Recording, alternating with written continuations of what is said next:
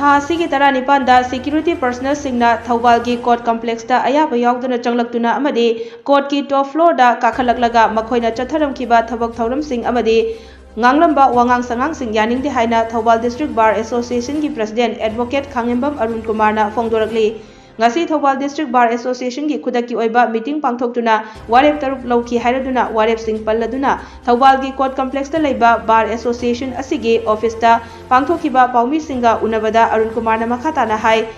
Thaubal Police ki Additional SP N Suras amasung Thaubal OC ki H Pulachana BSF Personal Singa loinana Court Manungda Changlamba asi Court ki Authority amatadagi Ayaba lokhibasu leite thawong asi yabangamloi Court campus manung asida Changlakga makoina ukil sing amadi court ki staff sing da nganglamba wahi wata sing adu Yaningde tha asigi tara taret ki numidang da district asida thokiba thaudok amada court building mathaktage nongmai kablaki hairakpa asi Thaubal District Bar Association Yaningde hairaduna court complex asidi security na checksin na ngak senduna gate so londuna lairiba mafamni haiki mahakna makhata na hai Thokriba Thaudok asigi matangda district amadi session judge Thaubalda amadi Manipur High Court ki Register General dasu Ayaba Cherol thaduna khanghalagani Thaubal District ki Court Complex manungda BSF thamnaba thaurang tawrakliba sisu Bar Association na yaba ngamloi Police officer singna Ayaba Yaodana court manungda Changlakga daite yaudaba wanga nganglamba tawningbada tawba asi mari leinaba authority na ain gi oiba action lokhatpiyo hairaduna makoina tawramba khudingmak CCTV footage leiba ngaktani haiki Ngasigi paumi singa unabada Thaubal District Bar Association ki members singsu saruk yaki Police na tawriba mogi action naidare koi lusingba additional SP Thaubal N Suras Singh amsung OC Thaubal kaino sina koi PS Fulsan singna BSF person singa loina na court manung sangne masi makoina court ki concern authority degi permission amatta lauki belaite masi koina condemn tawi koina Yaningde resolution number 1 resolution number 2 da moina season riba wahi wata koigi ukil jingda court ki staff singda koigi moina security force cyber state police force laga BSF da laga moina koigi court campus manung da changa ga moina airam da wahi wata do koina madu Yaningde amasung mo koina hauki batang tara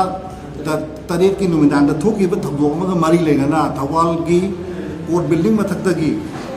kaino tawrei akoigi nongmai kapai amasung akoigi etik taw nongmai kapa amasung akoigi kari haitare atai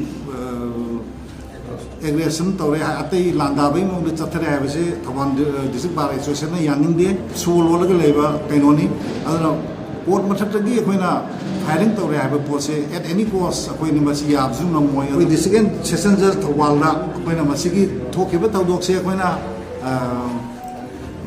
Pau Piragani information Pini, Aduga, Registrar General Manipur High Court, so Aquina information Pigani, Marandi Tauriba Police na, Aquina Police action security Tauriba, Bawong Sequina Yaningde, Aduga, BSF Thamba Court Complex, Manuka Thamba Hive, Aquina, Kasu, Tawalisit Bar, Yaningde, Police of Rajana, Court Manung the Sanga, Daite Yauda, but irresponsible. Police officer haitare moina daite yaudana court ki complex sangaga masigi makoina tawning bula tawba taxi khasi yaudaba police ki official jingi matakta akoi concern hierarchy of the authority of the police maroina home minister da du adum masigi attention je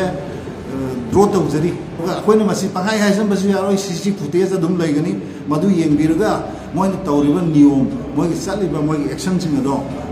Maram Chabra Sadabra, Ticket Piraga. Concern a police officer in Jenaba, BSF, and police moy live Tim Jingo. Adu Matata, and the Oiba, Matichava, Excel Local Pio, Hina, Hijari.